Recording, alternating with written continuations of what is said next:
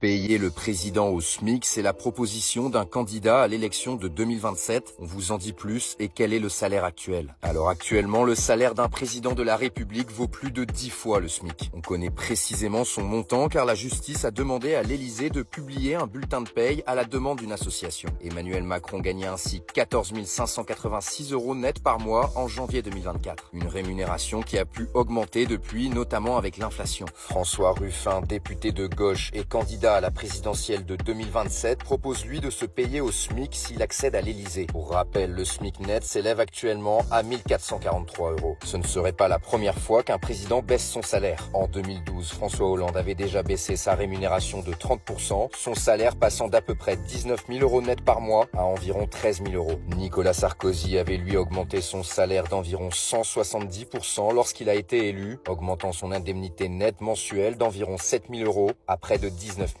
Avant 2007, les présidents touchaient autour de 6-7 000 € de revenus mensuels, estime le président de l'Observatoire de l'éthique publique à Ouest-France. René Dosière explique qu'il est difficile d'en savoir plus car ces sommes n'étaient pas contrôlées par la Cour des comptes avant le mandat de Nicolas Sarkozy. On précise que François Ruffin a aussi annoncé qu'il payerait ses factures d'électricité comme le général de Gaulle. En effet, Charles de Gaulle, président de 1959 à 1969, a toujours tenu à payer ses factures de gaz et d'électricité à l'Élysée, rappelle l'historien Thomas Negaroff sur France Info. Il précise aussi que le général payait l'essence lorsque les de Gaulle se rendaient dans leur résidence personnelle. Actuellement, au-delà de son salaire, le président est logé, nourri et transporté gratuitement. Un train de vie que François Ruffin estime trop coûteux. Le candidat de gauche aimerait faire 20 millions € d'économies sur le budget de l'Élysée, soit l'équivalent de 400 postes d'infirmières selon lui. En 2024, le budget total de l'Élysée était de 125 millions €, d'après un rapport de la Cour des comptes. On précise que François Ruffin affirme déjà se payer au SMIC en tant que député,